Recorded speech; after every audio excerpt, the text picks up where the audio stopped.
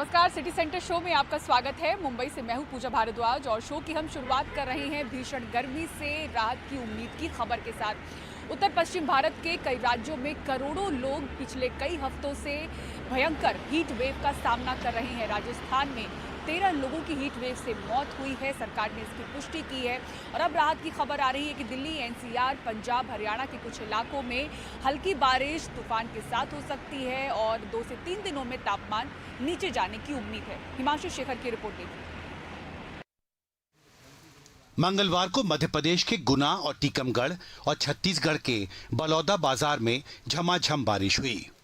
इसके साथ ही बादलों ने पिछले कई हफ्तों से भयानक लू से जूझ रहे लोगों को बड़ी राहत दी। इसके बाद अब दिल्ली, एनसीआर समेत हरियाणा, पंजाब, राजस्थान, उत्तराखंड जैसे उत्तर पश्चिम भारत के कई राज्यों को राहत का इंतजार है। मौसम विभाग के मुताबिक अगले 2 से 3 दिन में इन इलाकों में बारिश हो सकती है, जिससे यहां भी भीषण गर्मी से कुछ फौरी राहत मिलने की उम्मीद है।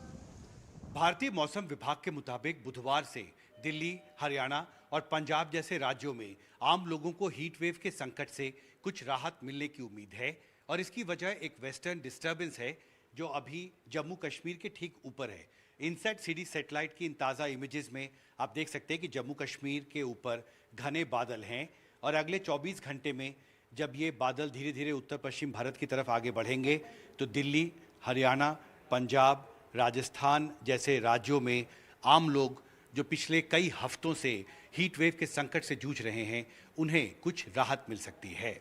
कल जैसे जम्मू कश्मीर में भी सीवियर हीट वेव था, लेकिन आज जो क्लाउड आने से वो टेम्परेचर्स फॉल हो गए, इम्प्रूवमेंट आ गया। सिमिलरली हिमाचल, उत्तराखंड में भी थोड़ा बहुत हीट वेव रहेगा कुछ प्लेसेस में, लेकिन पंजाब, हरियाणा में कल से सिग्निफिकेंट इम्प्रूवमेंट होना चाहिए। उत्तर पश्चिम भारत के बड़े इलाके में मंगलवार को भी भीषण हीट वेव चलती रही। कम से कम 5 राज्यों के लिए मौसम विभाग ने रेड अलर्ट जारी किया। राजस्थान सरकार के मुताबिक अब तक राज्य में लू की वजह से 13 लोगों की मौत की पुष्टि हो चुकी है।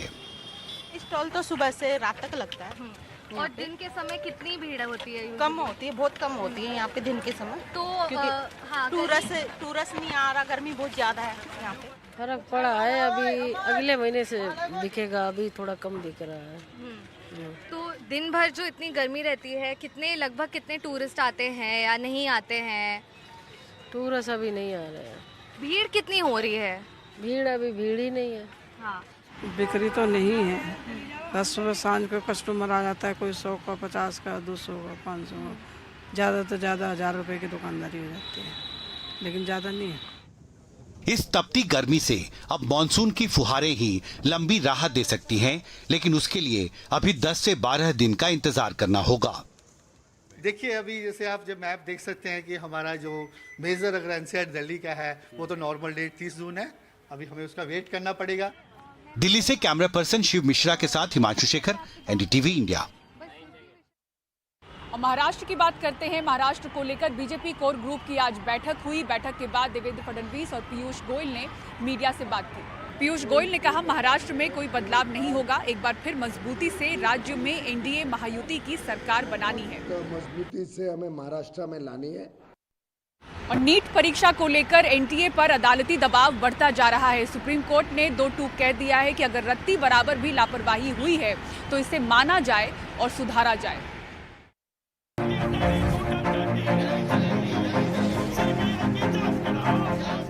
पाँच मई को हुई नीट यूजी परीक्षा में तमाम गड़बड़ियों के आरोपों के बाद से परीक्षा में शामिल हुए करीब 24 लाख छात्र असमंजस में हैं। सुप्रीम कोर्ट में नेशनल टेस्टिंग एजेंसी को पड़ी फटकार के बाद उनके मन में परीक्षा को लेकर आशंकाएं गहरा गई हैं।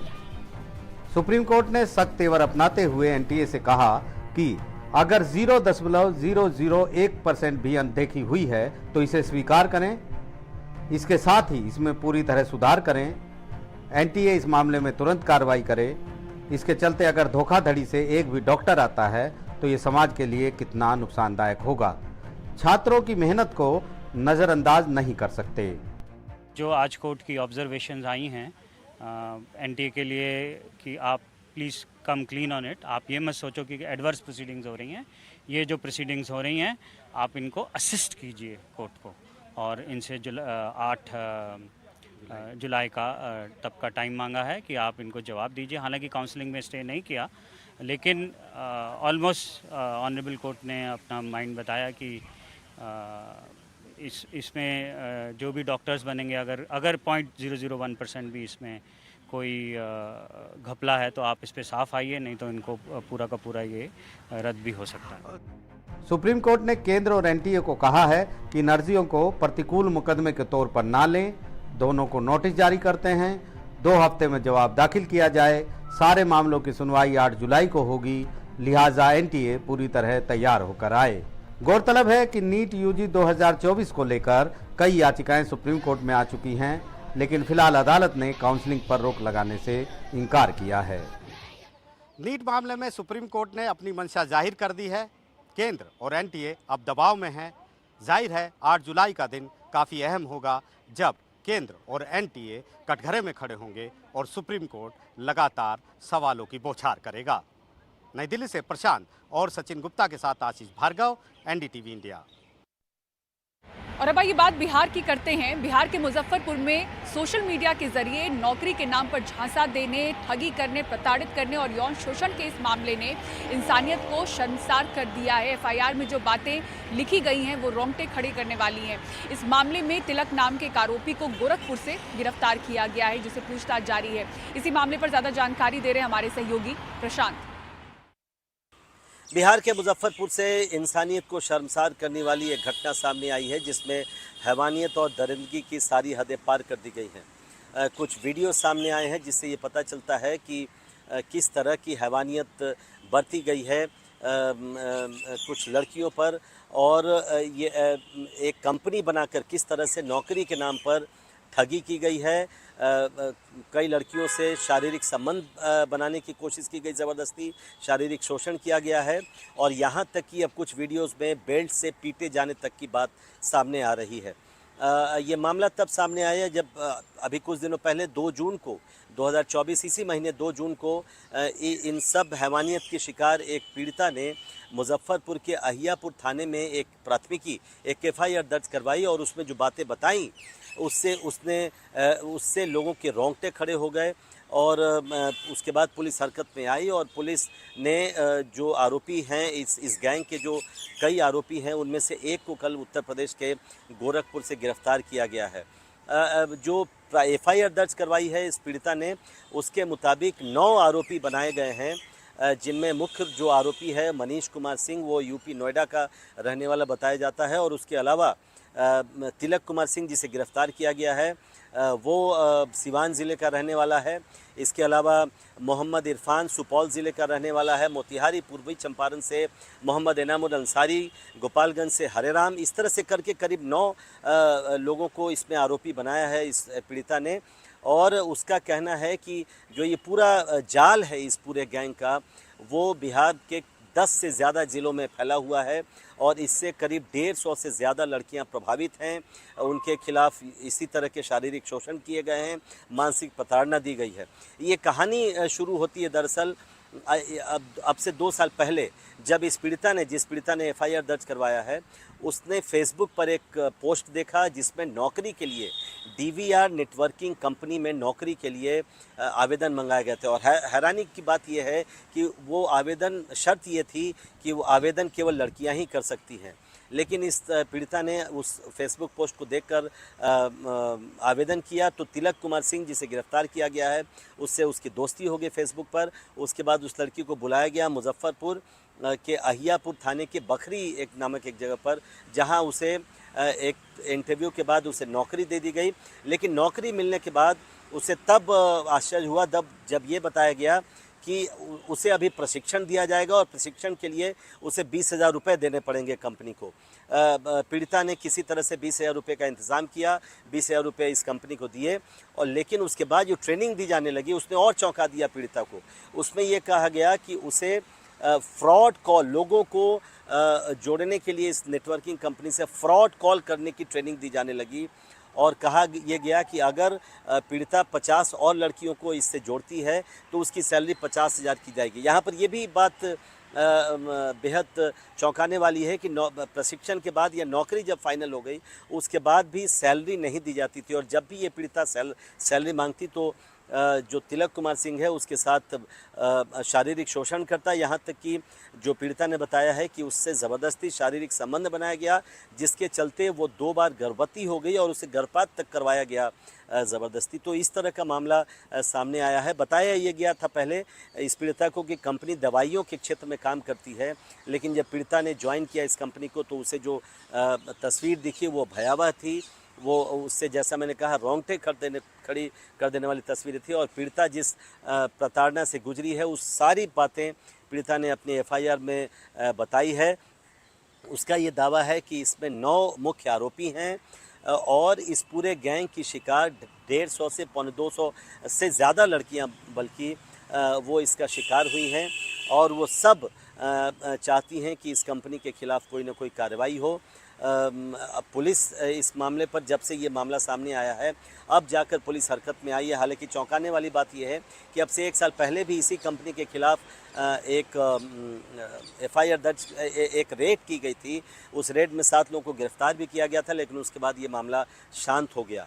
अब इस पीड़िता का कहना है कि जब इसने नौकरी ज्वाइन किया था तब कई लड़कियों को एक ही जगह मुजफ्फरपुर के अहियापुर थाने के बकरी नामक जगह पर सभी लड़कियों को एक साथ रखा जाता था। सबको मानसिक प्रताड़ना दी जाती थी। जो लड़की विरोध करती थी इसका, उसे बेल्ट से पीटा जाता था, शारीरिक शोषण किया जाता था, यहाँ तक कि कई लड़कियों के साथ शारीरिक संबंध भी बनाया गया।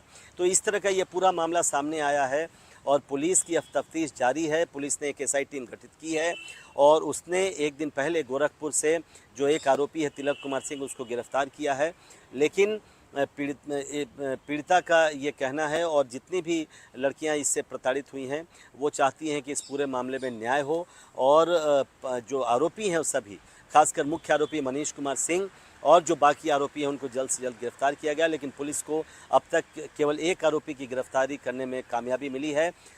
इस आरोपी की एक तस्वीर एक पिस्टल और एक लड़की के साथ कुछ दिनों पहले बड़ी वायरल हुई थी। तो कुल मिलाकर एक गंभीर मामला, एक चौंकाने वाला मामला, रोंगटे खड़े कर देने वाला मामला सामने आया है, जिसमें हैवानियत और दरिंदगी की सारी हदें पार कर दी गई। प्रशांत, NDTV इंडिया।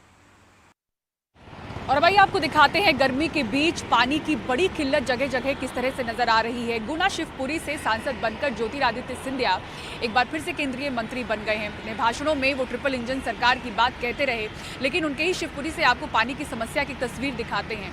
यहाँ लोग पानी भरने के बाद ड्रम में ताला लगाते हैं, रात भर जागते हैं, पानी भरते हैं और फिर पहरेदारी भी करते हैं ताकि पानी की चोरी ना हो जाए। अनुराग द्वारी की एक ग्राउंड रिपोर्ट आप देखिए। पानी को अगर ताले में बंद करके रखना पड़ रहा है 21वीं सदी में,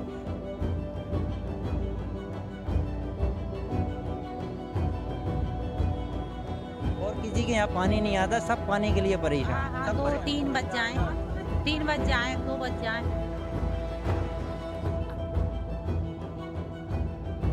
पानी चोरी हो जाता है। ये मध्य प्रदेश का शिवपुरी है। सांसद जो अब केंद्रीय मंत्री हैं वो कहते हैं यहाँ ट्रिपल इंजन की सरकार है, लेकिन यहाँ सोने चांदी के बक्सों पर नहीं, ताला पानी के ड्रम पर लगा है। लोग इसकी पहरेदारी कर रहे हैं। लोगों की परेशानी समझने NDTV शिवपुरी के कई मोहल्लों में पहुंचा। रात भर लोगों की परेशानी अपने कैमरे में कैद की। पहली तलैया मोहल्ले से। इसमें सोना चांदी नहीं है, मैं आपसे कह रहा हूँ, इसमें पानी है।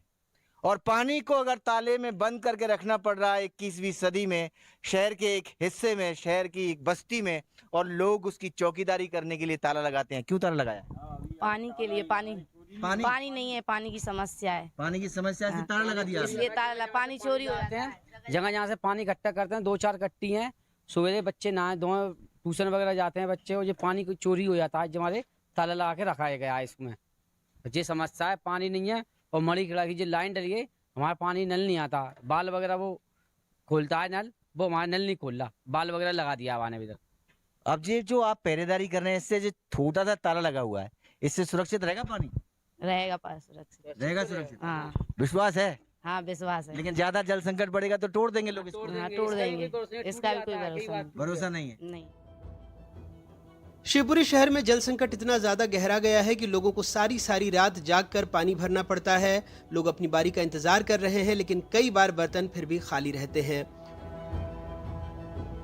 फतेहपुर, लाल माटी, संजय कॉलोनी, गोविंदपुरी, लोधावली, जवाहर कॉलोनी, महाराणा प्रताप नगर जैसे कई इलाके हैं जहां लोग इसी तरह रात भर जागकर पानी के लिए संघर्ष करते नजर आते हैं।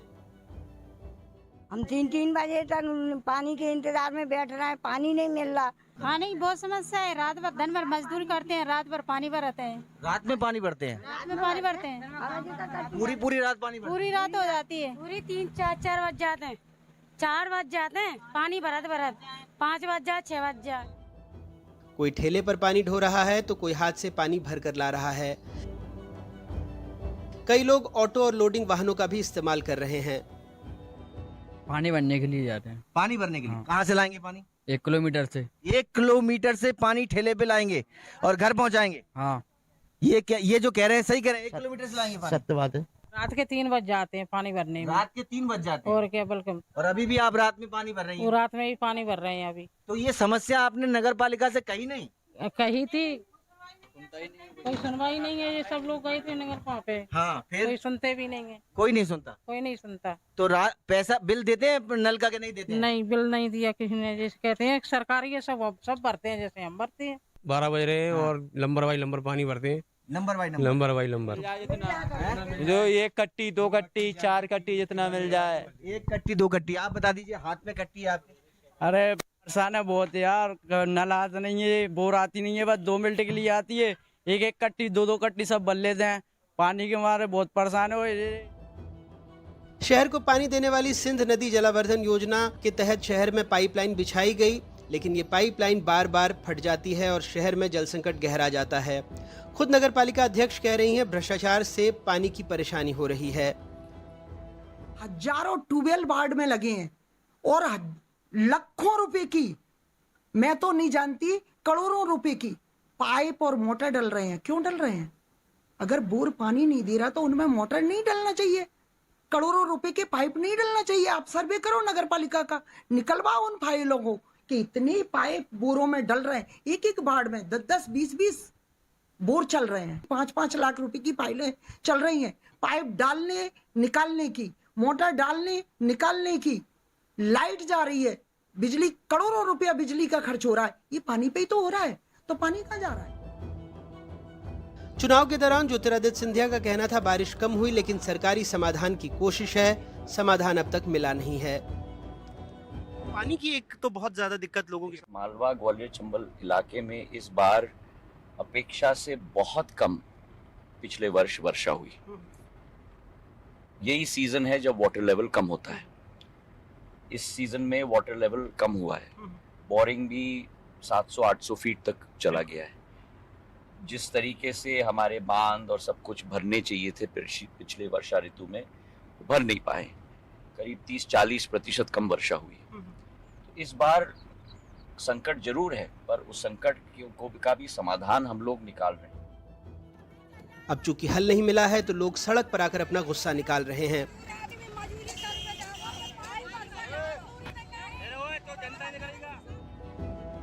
विधानसभा में शिवपुरी के पोहरी विधायक ने एक सवाल लगाया था, जिसके मुताबिक पोहरी में 468 गांव हैं, जिसमें 50% पानी की समस्या अप्रैल में ही शुरू हो जाती है। इसमें 80,000 से ज्यादा परिवार प्रभावित हो रहे हैं। शिवपुरी से अतुल गौड़ के साथ अनुराग द्वारी की रिपोर्ट, एनडीटीवी। और अब आइए आपको दिखाते हैं किस तरह से नैनीताल स्थित कैंची धाम में बाबा नीम करोली के दर्शन के लिए भारी भीड़ उमड़ पड़ी। कैंची धाम के 60वें स्थापना दिवस पर कई श्रद्धालु उनके दर्शन के लिए पहुंचे। व्यवस्थाओं को संभालने के लिए पुलिस की टीम भी चप्पे चप्पे पर तैनात नजर आई। नैनीताल से 18 किलोमीटर दूर सिप्रा नदी के तट पर कैंची गांव में एक धाम है, जहां एक छोटा सा मंदिर बनाया गया है। नीम करोली बाबा के दर्शन के लिए दूर दूर से श्रद्धालु यहां पहुंचते हैं। शनिवार को कैंची धाम के 60वें स्थापना दिवस पर श्रद्धालुओं की भारी भीड़ यहां नजर आई। अमेरिकन टॉक शो के होस्ट जिमी फैलन को पंजाबी सिखाते हुए दिलजीत दोसांझ का वीडियो हुआ वायरल। दिखाएंगे आपको एक छोटे से ब्रेक के बाद। आप बने रहिए सिटी सेंटर शो के साथ। सत श्री अकाल। सत श्री अकाल।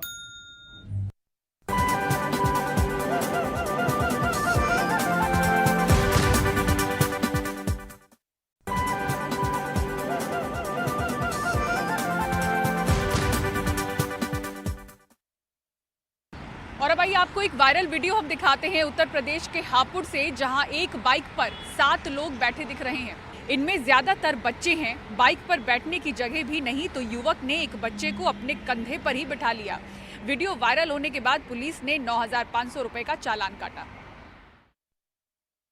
फिल्में अक्सर विवादों से घिर तो जाती हैं, पर शायद ही आपने ऐसा देखा होगा कि एक रिलीज डेट हो और 3 फिल्में रिलीज के लिए संघर्ष कर रही हो। किस तरह से 3 फिल्में अदालती चक्कर काट रही हैं, दिखाते हैं आपको प्रशांत सिसोदिया की इस रिपोर्ट में। आमिर खान के बेटे जुनैद खान की फिल्म महाराज की रिलीज पर रोक लगी थी, जिसके बाद गुजरात हाई कोर्ट में 18 जून को सुनवाई हुई। ये 19 जून को भी जारी रहेगी। यशराज फिल्म्स की ये फिल्म 14 जून को नेटफ्लिक्स पर रिलीज होनी थी, लेकिन समाज का माहौल खराब करने और धार्मिक आस्थाओं को ठेस पहुंचाने के आरोपों की वजह से फिल्म पर रोक लगा दी गई। अन्नू कपूर की फिल्म हमारे 12 भी कोर्ट में संघर्ष कर रही है। 7 जून को रिलीज होने वाली इस फिल्म की रिलीज पहले 14 जून के लिए टली, उसके बाद 18 जून को कोर्ट में फिर सुनवाई हुई, जिसके बाद कोर्ट ने कुछ और बदलावों के आदेश दिए हैं। 19 जून को एक बार फिर से देखा जाएगा कि बदलावों को लेकर क्या दोनों पक्ष सहमत हैं और उसके बाद ऑर्डर पास किया जाएगा। उसमें एक डायलॉग है जिसमें वर्ड कुफ्र यूज किया गया है। हमने ये सबमिशन दिया है कि उसका जो पूरी जो लाइन है वो लाइन को क्या करे डिलीट किया जाए। तो ये बॉम्बे हाई कोर्ट ने उसको एक्सेप्ट किया है। उसके ऊपर कंसेंटम बनेगा सारे ही पार्टीज के बीच में, और फिर बाद में वो कंसेंटम फिर वापस से बॉम्बे हाई कोर्ट में फाइल किया जाएगा, फिर उसके ऊपर ऑर्डर पास होगा। जो मिस कम्युनिकेशन 2 लोगों के बीच में लड़ाने की हुई थी, ये आज कोर्ट में आकर खत्म हुआ है। हमारी सारी बहनें यहाँ पे खड़ी हैं, तो एक बहुत बड़ा मैसेज है कि जो मिसकम्युनिकेशन किया गया था 2 पार्टियों को लड़ा करके फिल्म में ऐसा है वैसा है, टीजर को दिखाकर, ऐसा टीजर जब कोर्ट में पिटीशन डली थी उससे पहले ही डिलीटेड हो चुकी थी और टीजर ऐसा बनाया नहीं गया था।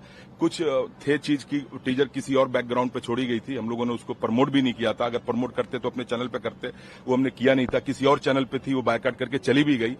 लेकिन आज माननीय कोर्ट ने वही बात कही है और फिल्म कोर्ट में जज साहब ने देखा, डबल बेंच के बैठी हुई थी, 2 जजों ने फिल्म देखा और 10 बार एक ही बात को कही कि वुमेन इन पावर की फिल्म है, एक परिवार की फिल्म है और एक महिला सशक्तिकरण की फिल्म है। आप फिल्म देखो, टीजर मत देखो।